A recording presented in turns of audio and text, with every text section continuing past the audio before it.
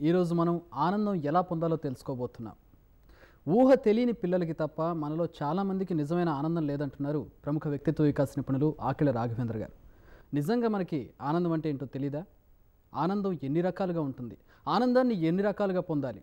ఈ విషయాలన్నీ చెప్పడానికి మనతో పాటు ఆకిళ్ళ రాఘవేంద్ర గారు ఉన్నారు. అలాగే ఆనందం ఎలా పొందాలో తెలుసుకోవడానికి మనతో పాటు స్టూడెంట్స్ ఉన్నారు. ఈరోజు సక్సెస్ మంత్ర స్టార్ట్ చేద్దాం. నమస్కారం రాఘవేంద్ర గారు. మీరు ఇంతకుముందు మాట్లాడుతూ అన్నారు, ఊహ తెలియని పిల్లలకి తప్పితే ఎవరికి సరైన ఆనందం లేదు దాదాపుగా అన్నారు. ఆ మాట ఎందుకు అనాల్సి వచ్చింది? అసలు ఆనందం అంటే ఏంటి? లాజికల్గా ఆలోచిస్తే మనం ఎప్పుడైతే మనల్ని మనం చూసుకొని మురిసిపోతామో దాని ఆనందం అంటాం. మనం నన్ను చూసి నేను మురిసిపోగలగాలి, మిమ్మల్ని చూసి మీరు మురిసిపోగలగాలి. ఏ రోజునైతే మనకి ఆ ఫీలింగ్ కలగలేదో ఆ రోజున మనం ఆనందము అనే ఒక స్థితి నుంచి బయటకు వచ్చేసామని అర్థం. ఎప్పుడు ఆనందం కోల్పోతామంటే మనం ఏదైనా ఒక కోరుకుంటున్నాం, ఉదాహరణకి నాకు ఇది కావాలి అని ఎప్పుడైతే అన్నామో అప్పుడు మన ఆనందం అనే జోన్లోంచి బయటపడిపోతున్నాం. ఎప్పుడైనా మీరు 1 year లోపు పిల్లలు, మ్యాక్సిమం 1 year లోపు పిల్లల్ని చూడండి, చాలా ఆనందంగా ఉంటారు. ఎందుకు ఆనందంగా ఉంటారంటే వాడికి ఏ బాధ్యత, ఏ బాధ, ఏ ఇబ్బంది, ఏ కోరిక, ఏ వాంఛ, అసలు ఏ విధమైన తాపత్రయము ఉండదు. అందులో హాయిగా ఆనందంగా ఉంటాడు. Simple logic. ఆనందం ఎప్పుడు ఎలా పొందాలనేది ఎలా తెలుస్తుంది మనిషికి? ఒక వ్యక్తి ముని దగ్గరికి వెళ్ళాడు. సార్, నేను కోట్లు సంపాదించాను, నాకేమో అసలు ఆనందమే కలగట్లేదు, నాకు అర్థం కావట్లేదు, ఏం చేయాలో అన్నాడట. అప్పుడు ఆ ముని అన్నాడట, ఏం నీ బాధ ఏంటి ఖచ్చితంగా చెప్పు అంటే, ఐ వాంట్ హ్యాపీనెస్ అన్నాడట. అప్పుడు ముని అన్నాడట, ముందు ఆ ఐ తీసేయి అన్నాడట. తీసేసాడు. ఏం మిగిలింది? వాంట్ హ్యాపీనెస్ మిగిలింది. నెక్స్ట్ వాంట్ తీసేయి అన్నాడు. ఏం మిగిలింది? హ్యాపీనెస్. సో నేను అనే ఈగోని, కావాలి అనే కోరికని 2 తీసేయి, నీకు మిగిలేది ఆనందం మాత్రమే అన్నాడు. అయితే మామూలుగా ఇది వింటున్నప్పుడు అక్కడ స్టూడెంట్స్ కానీ, మీకు కానీ, ఈవెన్ ప్రేక్షకులు కానీ డౌట్ వస్తుంది. సార్, నేను నా అహం తీసేయడం వరకు కొంతవరకు ఓకే, కానీ వాంట్ కోరిక, ఇల్లు కట్టుకోవాలని కోరిక, జాబ్ సంపాదించుకోవాలని కోరిక, ఎంసెట్లో మంచి ర్యాంక్ సంపాదించుకోవాలని కోరిక, 10th క్లాస్లో మంచి మార్కులు సంపాదించుకోవాలని కోరిక, అసలు ఒక అందమైన భార్యను తెచ్చుకోవాలనే కోరిక, మంచి కట్నం పొందాలనే కోరిక, ఇల్లు కట్టుకోవాలనే కోరిక, కారు, ఇన్ని కోరికలు లేకుండా అసలు మానవుడు ఎందుకు ఉంటాడు? ఫ్లవర్ వేజ్కి ఉండదంటే అర్థం ఉంటుంది తప్పించి, కానీ మనకు ఉంటే ఎలా ఉంటుంది? ఉప్పు హాయిగా ఇవన్నీ తింటున్న ఎవరికైనా ఉండి తీరాల్సిందే కదా. కాబట్టి ఇవాళ ప్రోగ్రాంలో మనము కోరికలు ఉంటూనే, బుద్ధుడు ఏది చెప్తాడు? కోరికలు జయించండి. కోరికలు జయించాల్సిన అవసరం లేకుండానే ఈ 21వ శతాబ్దంలో ఏ విధంగా ఆనందాన్ని పొందాలో మాత్రమే వాళ్ళ ఈ యొక్క ప్రోగ్రాంలో మనం చూద్దాం. సరే, ఆనందం ఎన్ని రకాలుగా ఉంటుంది? ఆనందం ప్రధానంగా 3 రకాలు అన్నారు. చాలా అంటే వేదాంత పరంగా చెప్పినా సరే, వాటి అవుట్లుక్లో చెప్పినా సరే. ఒకటి లౌకిక ఆనందము అన్నారు, 2 ఇంద్రియ ఆనందము అన్నారు, 3 ఆత్మానందము అన్నారు. లౌకిక ఆనందము అంటే అర్థం ఏంటంటే మన యొక్క ఫిజికల్ కంఫర్ట్స్లోంచి వచ్చే ఆనందాలు. ఫిజికల్ కంఫర్ట్స్ అంటే చక్కగా కారులో వెళ్తుంటే కొంచెం హ్యాపీగా ఫీల్ అవుతాం, 2 వీలర్లో వెళ్ళడం కన్నా నడు నొప్పి వేస్తుంది, ఏసీ రూమ్ నుండి హాయిగా ఉన్నట్టుంటుంది, కొంచెం చెమట పడుతుంటే చికాగ్గా ఉంటుంది. లౌకిక ఆనందము అన్నారు. ఇంద్రియ ఆనందము అని 2వది అన్నారు. ఏదైనా ఉదాహరణకి నేను కంటితో చూశాను, ఒక అందమైన వస్తువుని కంటితో చూశాను, ఆ కన్ను నాకు ఆనందాన్ని ఇస్తుంది. నేను ఒక అందమైన మ్యూజిక్ విన్నాను, చెవితో విన్నాను, ఆ చెవి నాకు ఆనందాన్ని ఇచ్చింది. నా కొడుకు ఉంటాడు, వాడిని గట్టిగా హగ్ చేసుకుంటాను, కౌగిలించుకుంటాను, నా చర్మము వాడి చర్మము ఆ 2 తగలడం వల్ల నాకు ఆనందం కలుగుతుంది. కాబట్టి శరీర లేదా చర్మపరమైన ఆనందము ఇంద్రియ ఆనందం అన్నారు. ఈ రెండిటికన్నా గొప్పది ఆత్మానందము అన్నారు. ఆత్మానందము అంటే ఈ మొత్తం భూప్రపంచాన్నంతటినీ మర్చిపోయి నీకు మాత్రమే కలిగే, నువ్వు మాత్రమే పొందే, ఏదో తెలియని, వర్డ్స్లో చెప్పలేని ఒక అద్భుతమైన ఫీలింగ్ని ఆత్మానందం అన్నారు. అచింత్యం, అమేయం, అమోఘం, క్షణికం, శాశ్వతమైన దివ్య ఆనందము అన్నారు. అందుకే తైత్రీయోపనిషత్తు ఏమంటుందంటే ఆనందో బ్రహ్మేతి వ్యజనాత్ అంటుంది. అసలు ఆనందమే బ్రహ్మస్వరూపము, ఆనందమే అసలు దేవుడు అంటుంది. బ్రహ్మానంద స్థితి అన్నారు. యాక్చువల్గా మామూలుగా మనకి ఒక మ్యూజిక్ సంగీతకారుడు నాట అద్భుతంగా పాడుతున్నాడు. రాజుగారు అబ్బా నీలాంటి గొప్ప గొప్ప సంగీతకారుడు ఈ భూప్రపంచంలో లేడు అన్నట. అంటే ఇప్పుడు ఆయన అన్నట, లేదండి మా గురువు గారు ఇంకా గొప్పగా పాడతారండి. అబ్బాయి నాకు తెలిసి అలాంటి ఎవరు ఉండడానికి అవకాశం లేదే అన్నట. లేదండి మా గురువుగారు చాలా బాగా పాడతారు. అయితే నడు వెళ్దాం. వెళ్ళారట. వాళ్ళ గురువు గారిది విన్నారట. విన్న తర్వాత నిజమేనయ్యా, నీకన్నా మీ గురువు ఇంకా బాగా పాడుతున్నాడు, ఏమిటి తేడా? అప్పుడు అతను అన్నాడట, సార్ నేను మీకోసం పాడుతున్నాను, నేను చప్పట్ల కోసం పాడుతున్నాను, నేను మీరిచ్చే దండ కోసం పాడుతున్నాను, నేను జనాలు వేసే దండల కోసం పాడుతున్నాను. మా గురువుగారు తన కోసం పాడుకున్నాడు. తన కోసం ఎవరైతే పాడుకుంటారో, మీరు కావాలంటే చూడండి, సచిన్ టెండూల్కర్ బ్యాట్ పట్టుకుని ఆడడం మొదలుపెట్టినప్పుడు తన కోసం ఆడిన ప్రతిసారి ఆనందపడతాడు. సెంచరీల కోసమో జనాల కోసమో అభిమానుల కోసమో ఆడడం మొదలు టెన్షన్ పడతాడు. కావాలంటే చూడండి, రెహమాన్ తన కోసం మాత్రమే సంగీతం చేసుకుంటాడు. అందుకనే అంత గొప్ప సంగీతం ఇవ్వగలుగుతున్నాడు. ఇళయరాజా కానీ రెహమాన్ కానీ. మనకి ఇవాళ అవుట్లుక్లో చెప్పాలి అంటే, ఏదైనా ఒక టీచర్ కనుక తన కోసం మాత్రమే, తన ఆనందం కోసం మాత్రమే ఒక అద్భుతమైన పాఠం చెప్తే తాను ఆనందం అనుభవిస్తాడు. అప్పుడు జనాల కోసము, ఫీజుల కోసము, పాఠాల కోసము, సిలబస్ల కోసము అనేది ఉండదు. ఒక ఇంట్లో ఇల్లాలు ఒక వంట వండినప్పుడు తన కోసం అంటే స్వార్థం కాదు, ఇక్కడ తాను ముందు ఆనందం పొందాలి. పొందిన తర్వాత అప్పుడు ఆటోమేటిక్గా ఆనందం, ఆ ఫ్రాగ్రెన్స్, ఆ సువాసన, ఆ పరిమళము మొత్తం జనం అంతా పాకుతుంది. Simple logic. రైట్. వీటి గురించి మరింత డీప్గా వెళ్దాము. వెళ్ళే ముందు స్టూడెంట్స్ కూడా ఉన్నారు, వాళ్ళ డౌట్స్ ఏంటో తెలుసుకుందాం. ఫస్ట్ ఎవరు అడుగుతారు డౌట్? మీరు అడుగుతారా? రైట్. గుడ్ మార్నింగ్ సార్, నా పేరు ప్రతిభ, నేను కొంపల్లి నుంచి వచ్చాను. సార్ నా ప్రశ్న ఏంటంటే, 6 సంవత్సరాల నుంచి 21 సంవత్సరాల వరకు పిల్లలు చిన్న చిన్న టార్గెట్స్ని పెట్టుకొని అది సాధించకపోతే చాలామంది బాధపడుతున్నారు, ఆనందాన్ని కోల్పోతున్నారు. వాళ్ళకి ఏది తాత్కాలికమైన టార్గెట్, ఏది శాశ్వతమైంది, ఏది నిజము, ఏది అబద్ధం అన్న రియాలిటీ లోపించిపోతుంది ప్రస్తుతం యువతలో, చిన్నపిల్లల్లో. సో వాళ్ళలో అది పెంపొందించడానికి తల్లిదండ్రులు, ఉపాధ్యాయులు మరియు సమాజం యొక్క బాధ్యత ఏంటి? ఒక మిస్కన్సెప్షన్ ఒకటి ఉంటుందమ్మా. అదేంటంటే, పిల్లలు చదువుకుంటే లేదా చదువు బర్డెన్ పెరిగితే లేదా ఎయిమ్స్ పెరిగితే, టార్గెట్స్ పెరిగితే వాళ్ళు ఆనందం కోల్పోతారు లేదా ఆనందం తగ్గిపోతుంది అని. కానీ తప్పదు. చదువుల్లో ఆనందాన్ని ఇవ్వగలిగే ఒక సిస్టమ్ని మనం డెవలప్ చేయాలి. చదువు అంటే స్కూల్కి వెళ్ళడము అంటే, పాఠశాలలో కూర్చోవడం అంటే, క్లాస్ రూమ్లో చదువుకోవడం అంటే, పుస్తకం ఓపెన్ చేయడం అంటే ఒక అద్భుతమైన, అద్వితీయమైన, ఆనందకరమైన చర్య అన్నది వాడికి నేర్పగలగాలి మనం. వాడు భయపడేలా మనం వాడ చెప్తున్నాం. ఇక 2, ఎయిమ్ ఉండాలి. జీవితంలో ఎయిమ్ లేకపోతే ఎట్లా? ఉండాలి. టార్గెట్స్ ఉండాలి. శాశ్వతమైనవి ఉండాలి, తాత్కాలికమైనవి ఉండాలి. 10th క్లాస్ అయిపోయిన తర్వాత ఎంసెట్, ఇంటర్మీడియట్ తర్వాత ఎంసెట్ ఇంకోటి ఉండాలి.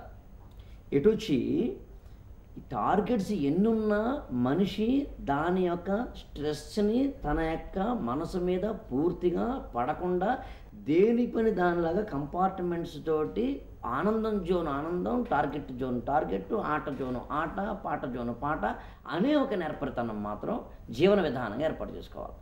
చేస్తే 6 నుంచి 21 ఆ టీనేజ్ కానీ అంతకు ముందు ఉన్న పిల్లల్లో కానీ మనం చక్కటి ఆనందాన్ని చూడవచ్చు. యాక్చువల్గా నా పేరు శ్రవంతి, నేను ఆంధ్ర మహిళా సభ స్కూల్ ఆఫ్ ఇన్ఫర్మేటిక్ కాలేజ్ నుంచి వచ్చాను.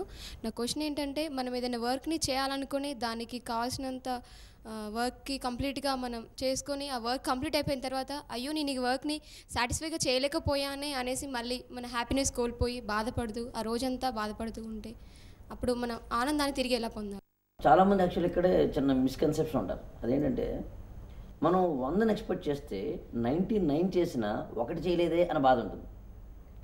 మనం 0ని ఎక్స్పెక్ట్ చేస్తే 1 చేసినా భలే 1 చేసామలే ఆనందం ఉంటుంది. రెండిటి మధ్యన ఇక్కడ బ్యాలెన్స్ ఉండాలి. మనము చేయగలిగినంత సామర్థ్యానికి తగిన పనిని చేయగలిగామా లేదా అనే ఒక లాజికల్ కన్క్లూషన్కి మనం రాగలిగి, మనం 15 కిలోమీటర్లు పరిగెత్తగలిగి 2 కిలోమీటర్లు పరిగెత్తగలిగావు అంటే అర్థమేమో నీ యొక్క సామర్థ్యాలు వినియోగించుకోవట్లేదు కాబట్టి బాధపడు, సామర్థ్యాలు వినియోగించుకో, ఆనందపడు. లేదు 15 కిలోమీటర్లు మాత్రమే పరిగెత్తగలిగి నువ్వు టార్గెట్ మాత్రం 25 కిలోమీటర్లు పెట్టుకుంటే మాత్రం ఈ గ్యాప్ వల్ల వచ్చే బాధ ఉంటుంది. ప్రాక్టికల్గా ఉండు. కొంతమంది 6ంటికి కూర్చుంటారు, 8 వరకు చదవాలనుకుంటారు, మొత్తం ఇంత సిలబస్ పెట్టుకుంటారు, 20 పేజీలు చదవాలి అనుకుంటారు, తీరా చూస్తే 1 పేజీ కూడా చదవలేరు, అయ్యి బాబు అయిపోయా. ఎందుకు? Be practical. కాబట్టి లాజిక్, ప్రాక్టికాలిటీ రెండు ఉంటే ఆటోమేటిక్గా అందులోంచి బయటపడవచ్చు, ఆనందాన్ని పొందవచ్చు. నెక్స్ట్ ఎవరు అడగబోతున్నారు ప్రశ్న? సార్ గుడ్ మార్నింగ్ సార్, నా పేరు బాలకృష్ణ. నా క్వశ్చన్ ఏమంటే, ఒక మనిషికి సెల్ఫ్ సాటిస్ఫాక్షన్ ఉంటే ఆనందం ఉండిద్ది అంటారు, కానీ అదే సెల్ఫ్ సాటిస్ఫాక్షన్ ఉంటే ప్రస్తుత పోటీ ప్రపంచంలో ఎంతో కొంత కంప్లసెన్సీ వచ్చే అవకాశం ఉంది. ఈ రెండింటికి మధ్య ఉన్న చిన్న వ్యత్యాసాన్ని తెలియజేయడంలో ఎంతో కొంత మనం వైఫల్యం చెందుతున్నాం. ఇది ఎందువల్ల, ఈ రిలేషన్ ఎక్కడ ఉండాలి? ఇంకోటి ఏమంటే, కర్మ సిద్ధాంతం ప్రకారం దాని తర్కాన్ని కరెక్ట్గా ఎందుకు తెలుసుకోలేకపోతున్నాం? మనం చేసే పనులు అది చెప్తున్నాం కానీ తెలియజేయలేకపోతున్నాం. ఎక్కడ విఫలం అవుతున్నాం? Self satisfaction, self confidence, selfishness, ఇవన్నీ మనం నెగిటివ్ పదాలుగా అప్పుడప్పుడు వాడేస్తూ ఉంటాం. ఒక్క సెల్ఫ్ కాన్ఫిడెన్స్ మినహాయిస్తే, లేదు నెగిటివ్గా అప్పుడప్పుడు మిస్కన్సెప్షన్ అవుతుంటాం. ఎందుకంటే ఇందాక కూడా నేను ఒక మాట చెప్తూ, తన కోసం అన్నప్పుడు, తన ఆనందం కోసం అన్నప్పుడు, అంటే బయట కూడా ఏమైనా పర్లేదా, ఏమైపోయినా పర్వాలేదా అనిపిస్తుంటుంది. అది కాదు యాక్చువల్గా. నేను ఎవరు అసలు? ఒక ఎమోషన్స్ ఉన్న ఒక వ్యక్తిని. అందరం అంతే, వేరేం కాదు. నేను ఈయన్ని కొడితే బాధపడతారు ఆయన, వైస్ వెర్సా ఆయన అనుకుంటున్నా బాధపడతాను నేను. సో బాధ, ఆనందము, సుఖము, దుఃఖము ఇవన్నీ అందరూ సమానంగా ఉంటాయి. సెల్ఫ్ సాటిస్ఫాక్షన్ అంటే నేను సాటిస్ఫాక్షన్ పొందుతున్నాను అంటే అర్థం ప్రపంచానికి సాటిస్ఫాక్షన్ ఇవ్వడానికి సిద్ధపడుతున్నాను అర్థం. నా అంతరంగంలో ఆత్మ ఆనందం లేనప్పుడు, ఒక విధమైన ప్రశాంతత లేనప్పుడు నేను బయట ప్రపంచానికి ఇవ్వలేను. ఇకపోతే సెల్ఫ్ సాటిస్ఫాక్షన్ అనేది నా కోసం మాత్రమే బతకడానికి సంబంధించింది కాదు. నా సంతృప్తే, నేను పట్టిన కుందేలకి 3 కాళ్ళే అన్న తత్వం కాదు. ఓన్లీ ఏంటంటే నేను ఏ పని చేస్తున్నా ముందు నేను ఆ ఆనందాన్ని కనుక ఎంజాయ్ చేయగలుగుతున్నట్లయితే అప్పుడు ఆటోమేటిక్గా నా కాన్షియస్నెస్, నా సబ్ కాన్షియస్నెస్, నా సూపర్ కాన్షియస్నెస్ అన్నీ కూడా ఆనందం అనే దిశగా వెళ్తాయి. కాబట్టి నా లోపల ఆనందాన్ని నేను ఆఫీస్లో చూపించగలుగుతాను, ఇంట్లో పెళ్ళ ముందు చూపించగలుగుతాను, పిల్లల ముందు చూపించగలుగుతాను, క్లాసులో చూపించగలుగుతాను, ఎక్కడైనా చూపించగలుగుతాను. ఈవెన్ బస్ స్టాండ్లో నించున్నప్పుడు కూడా ఒక ఆనంద దివ్య స్వరూపం నించున్నట్టుగానే అనిపిస్తాను నేను. అది సెల్ఫ్ కాన్ఫిడెన్స్, సెల్ఫ్ సాటిస్ఫాక్షన్కి ఆనందానికి సంబంధించి. ఇంకా రెండుదన్నారు మీరు, కర్మ సిద్ధాంతానికి సంబంధించి. చాలామందికి యాక్చువల్గా తామరాకు మీద నీటి బొట్టులా బతకడము అంటే సన్యాసం తీసుకోవడం అనుకుంటారు. వైరాగ్యం వచ్చి బైరాగుల్లో కలిసిపోవడం అనుకుంటారు. కాదు. నిజానికి మన ఆనందం ఎప్పుడు కోల్పోతాము అంటే మన జర్నీ మీద కన్నా మన ఎండ్ మీద మన దృష్టి ఉండడం మాత్రమే. కాబట్టి ఎప్పుడైనా చూడండి మీరు, బస్సులో హాయిగా కూర్చున్నప్పుడు బయట నుంచి అలా చల్లగాలి వస్తూ ఉంటే, అలా హాయిగా మన ముంగురులు కదులుతూ ఉంటే, అలా చక్కగా ఏదైనా ఒక సువాసన వస్తూ ఉంటే వచ్చే ఆనందాన్ని ఎప్పుడు కోల్పోతామంటే టైంకి వెళ్ళగలనో లేదో, 12:30కి వెళ్తానంటావా, సరిగ్గా 12:30కి వచ్చేయమన్నారు వాళ్ళు, అక్కడ నుంచి అక్కడికి వెళ్ళాలి, అమ్మో అవుతుంది, అక్కడ బస్సు దొరుకుతుందో లేదో, అయిపోయా. ఎక్కావు కదా, కూర్చున్నావు కదా, నువ్వు ఆదుర్దాపడినంత మాత్రాన అక్కడేమీ యాక్సిలేటర్ పెరగదు, నువ్వు ఆదుర్దాపడినంత మాత్రాన దూరం తగ్గిపోదు, ఎందుకు ఇంకా అనేవాడు దాన్ని తెలుసుకోగలిగితే ఎంత బిజీ షెడ్యూల్ ఉన్నా మన ఎంజాయ్మెంట్ లాగే ఉంటుంది, మన ఆనందంలాగే ఉంటుంది. టైంకి అన్ని పనులు జరుగుతూ ఉంటాయి, మనం ప్రతి దాంట్లోనే ఇన్వాల్వ్ అవుతూ ఉంటాం. తేనె సీసాలో చెంచా ఉంటుందండి, జీవితం అలా కాకూడదు అంతే. ఆ తేనె పక్కనే ఉంటుంది, చెంచా మాత్రం తేనె తాగదు. మనం కూడా ఏ పని చేస్తున్నామో ఆ పనిని ఆస్వాదించినప్పుడు చెంచా బతుకు అవుతుందండి. ఆస్వాదించడం మొదలు పెడితే ఆటోమేటిక్గా ఇంటర్నల్ నుంచి, అంటే లోపల నుంచి ఎక్స్టర్నల్గా, అంటే బయటికి అద్భుతమైన రిజల్ట్స్ వస్తూ ఉంటాయి. రిజల్ట్స్ వస్తున్నాయంటే అయిపోయాయి, సింపుల్ లాజిక్. నా పేరు నరేంద్ర కుమార్ అండి.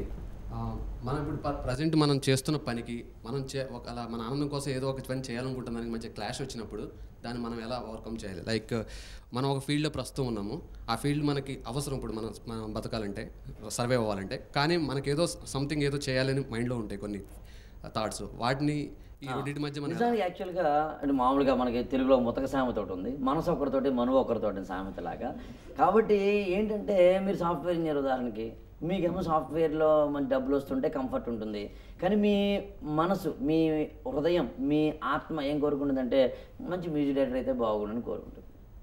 తేడా ఏంటంటే ఇలాంటి వాటికి నేను చెప్పే చాలా సింపుల్ సూత్రం చెప్తాను.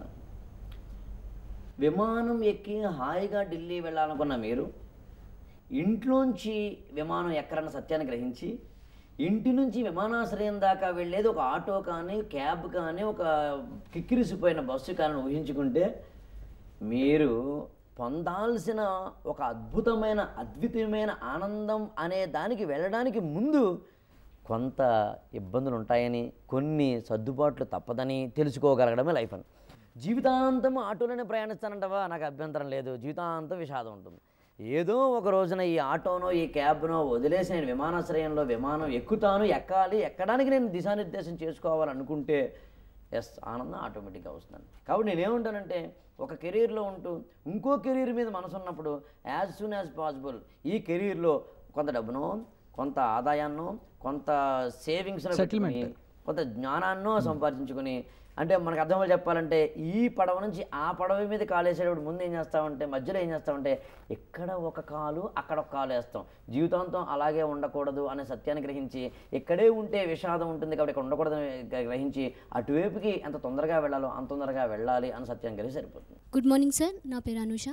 మనము మంచి పనులు చేయాలనుకుంటాం, చేద్దామని డిసైడ్ అయ్యే టైంకి ఏదో ఒక కారణాల వల్ల చేయలేకపోతాం. అప్పుడు కూడా ఆనందంగా ఉండడం ఎలా? ఇక్కడ కంటెక్స్చువల్గా నాకు ఒక అతను ఫోన్ చేశారు మొన్న. నన్ను ఒక అమ్మాయి ప్రేమించిందండి, అప్పుడు నేను వద్దన్నాను, ఆమె ఇప్పుడేమో పెళ్ళి అయిపోయి ఎంగేజ్మెంట్ కుదిరింది, ఇప్పుడు నాకేమో ఆమెను ప్రేమించాలనిపిస్తోంది, నేను మర్చిపోలేకపోతున్నాను, ఏం చేయాలి అని. నేనేమనంటే మీకు 3 ఆప్షన్స్ ఉన్నాయండి అన్నాను. ఒకటి, ఆమె గురించి మాత్రమే థింక్ చేస్తూ, ఆలోచిస్తూ, ఏడుస్తూ, మొత్తుకుంటూ మొత్తం మీ జీవితాన్ని సర్వనాశనం చేసుకోవడం. ఇది మొదటి ఆప్షన్ అండి. అమ్మమ్మ నా జీవితం అలా చేసుకోలేను సార్ అన్నాడు. అయితే 2, ఏదైనా సరే ఒక మఠం తీసుకుని, సన్యాసం తీసుకుని చక్కగా అంతా జాయిన్ అయిపోండి. సార్ అలా కాదు సార్, అలా కాదు సార్. 3, ఇవేమీ కాకపోతే కష్టంలో ఉన్న ఒక వ్యక్తి అయినప్పటికీ నీ మనసు మీద ఒక అద్భుతమైన కమాండ్ తెచ్చుకుని, నీ ఎగ్జామ్స్ మీద కాన్సన్ట్రేషన్ చేసి హయ్యెస్ట్ ర్యాంక్ తెచ్చుకొని ఒక మంచి జాబ్ సంపాదించుకొని రేపన రోజున ఇదే సిచ్యుయేషన్లో ఎవరైనా ఉంటే, రే ఒకప్పుడు నేను ఉన్నాను, నేను బయటకు వచ్చాను, బయటికి రావచ్చు, రాగలము, ఆనందాన్ని పొందగలము అని చెప్పు. ఏం చెయ్యాలో నిర్ణయించుకోవాల్సింది నువ్వు. ఆనందాన్ని తీసుకుంటూ ఇవ్వాలనుకుంటున్నావా, దుఃఖాన్ని తీసుకుంటూ దుఃఖాన్ని ఇవ్వాలనుకుంటున్నావా? మన చుట్టూ ఎవరైనా ఏడుస్తూ ఉంటే మనకు ఆనందం ఉంటుందండి? ఎవరైనా చూడండి, కావాలంటే ఎప్పుడు ఏడుస్తూ ఉంటాడు అంటాం మనం, కావాలంటే చూడండి. మనం చూసి కూడా ఎవరైనా ఆనందంగా అనకూడదుగా. కాబట్టి ఎప్పుడు ఆనందంగా ఉండాలి. ఎంత ఆనందంగా ఉండాలంటే, ఎంత నవ్వుతూ ఉండాలంటే, చచ్చిపోయేటప్పుడు కూడా పాడ మీద మనం పడుకున్నప్పుడు కూడా మన పెదాలు అలా విచ్చుకుని హాయిగా నవ్వుతున్న ఈ ఫేస్ని ఏమిట్రా నేను తీసుకెళ్ళకూడదు అని యమధర్మరాజు వచ్చి ప్రోగ్రామ్ క్యాన్సిల్ చేసుకుని వెనక్కి వెళ్ళిపోయి మళ్ళీ మనకు ప్రాణం ఇవ్వాలి. దట్ ఈజ్ హ్యాపీనెస్ అంటే, దట్ ఈజ్ లైఫ్ అంటే. Simple logic. వ్యూవర్స్ కోసం, హెచ్ఎన్టీ వ్యూవర్స్ కోసం ఆనందం 3 రకాలని చెప్పారు. లౌకిక ఆనందం, ఇంద్రియ ఆనందం, శాశ్వత ఆనందం, ఆత్మానందం. ఈ మూడిట్లో ఏది గొప్పది? దేనికోసం మనిషి ఆరాటపడాలి జీవితంలో? నిజానికి ఈ 3 గొప్ప అండి. లౌకిక ఆనందం ఉంటేనే ఇంద్రియ ఆనందం వస్తుంది. అంటే నాకు కంఫర్ట్ ఉంటేనే కదా, ఏసీ రూమ్ ఉంటేనే కదా నాకు ఆనందం వచ్చేది, ఇంద్రియ ఆనందం వచ్చేది. తింటే ఆనందం కలుగుతుంది, నా జిహ్వ అంటే నాలుకంటే ఇంద్రియ ఆనందం అని. కాబట్టి మానవుడికి అన్నీ ఉండాలి. తేడా అలా ఏంటంటే, ఏ రోజునైతే మనం లౌకిక ఆనందం దగ్గర ఆగిపోతామో అక్కడ ఆత్మానందం అనే జోన్కి వెళ్ళాం. మనకు అర్థం వాళ్ళు చెప్పాలంటే, ఎల్కేజీతో ఆపే నష్టమే ఉంది, పీజీ దాకా వెళతావు, పిహెచ్డి దాకా వెళతావు. ఆ వెళ్ళడమే జర్నీ అంటాను. యవ్వనంలో బాగా చదువుకుని కాస్త వయసు వచ్చిన తర్వాత చక్కగా జాబ్ సంపాదించుకుని కావలసినంత డబ్బుల్ని ధర్మ మార్గంలో సంపాదించుకుని ఆ తర్వాత చక్కగా పెళ్లి చేసుకుని పిల్లల్ని కానీ వాళ్ళకి కొంత కంఫర్ట్ ఇచ్చిన తర్వాత నువ్వు ఇక ఏ పని చేయడం మానేసి పరుగు ఆపడం ఒక కళాన్ని నేర్చుకుని హాయిగా ఇంట్లో కూర్చుని నీ అనుభవాలను పిల్లలకి చెప్పు. ఇంకా నువ్వు 60 ఏళ్ళు వచ్చి 70 ఏళ్ళు వచ్చి 80 ఏళ్ళు వచ్చి కూడా నీ టైంని పిల్లలకి ఇవ్వకపోతే నీది బతుకా అసలు, నీ జీవితమా అసలు? ఆలోచించండి. వద్దు, అందునే రిటైర్మెంట్ అన్నారు. రిటైర్ అయిన తర్వాత ఇంట్లోనే ఉండాలి, ఏదైనా సరే ఎక్కడైనా సరే, అసలు బయటికి రాకూడదు. మీ పిల్లలకి చెప్పండి.